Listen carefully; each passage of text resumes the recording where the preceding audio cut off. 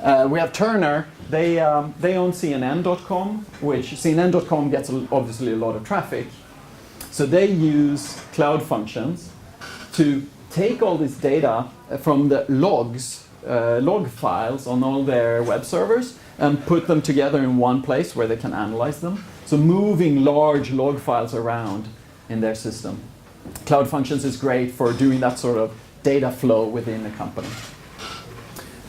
We also have intelligent these virtual assistants and chatbots.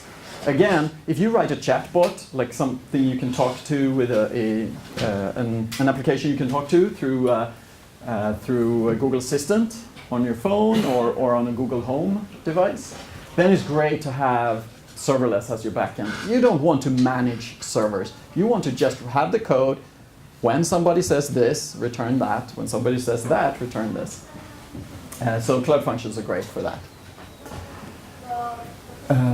And with that, I thank you for your attention, and I'm going to show you the next slide. And this will be your chance to ask questions, and also this will be your chance to check out the awesome dad jokes of this service. So I encourage you all to send a text message to that phone number, and you will get a joke back. Also, if you fill out the survey that's under that bit.ly link, you will be entered in the drawing for a Google Home Mini device here, yeah, and some cool Google pens that are still in my backpack that glow in the dark. One of each Google color.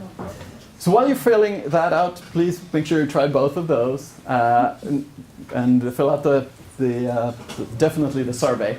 Any questions about Cloud Functions or serverless? Do we get the slides and stuff like that? I will talk to Eva about that and make sure that, yeah, I don't know how we're doing that here. Yeah? Could you run a small website off of the cloud service? I'm sorry, serve a website off of this? Off of serverless? Yeah, I mean, if you were to store like the HTML files and the layout in a particular S3 or whatever, like. Yeah, yep. So you could serve up HTML through this. How responsive would it be? So serving up just static files, typically in the range of maybe 200 milliseconds. However, I think if you're running a website, Google App Engine has more additional functionality that you might like. For example, it has things like you put all your HTML templates in one place, and then you can say, take this template, and for this tag, insert the value, like the user's name. There's nice built-in functionality for serving websites. So it's possible to do here. App Engine, probably better fit. App Engine has a free tier as well? Yeah, App Engine has a free tier. Yeah, better built for that use case. Yeah. Any other questions? Okay. Yes, what Tom. kind of applications are good for serverless, and what kind of applications are not good for serverless? Excellent question. I like the way you think, Tom. So what kind of applications are good for this?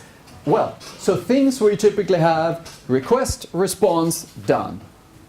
So building a website where it's like go get some HTML, go on to the next page, fill out a form, it's more involved like that. It's possible to build it in this, but you're better off on Google App Engine.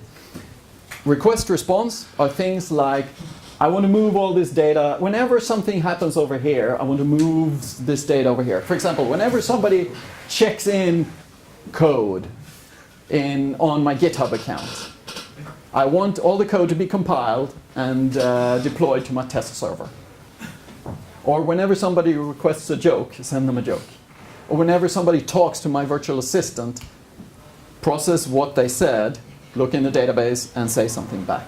So request, response. Yeah, Internet of Things as well. I got a question. Yeah. Do you only make one joke for the numbers?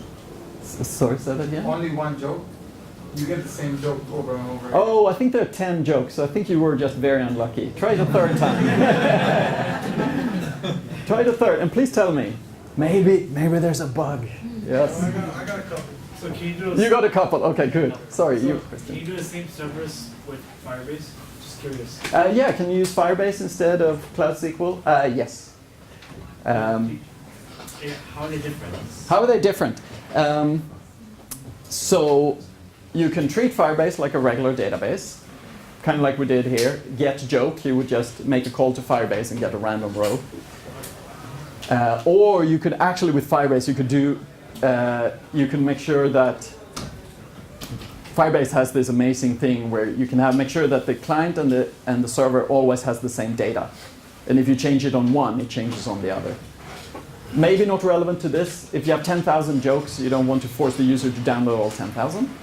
But you can do all this with Firebase as well. Yeah.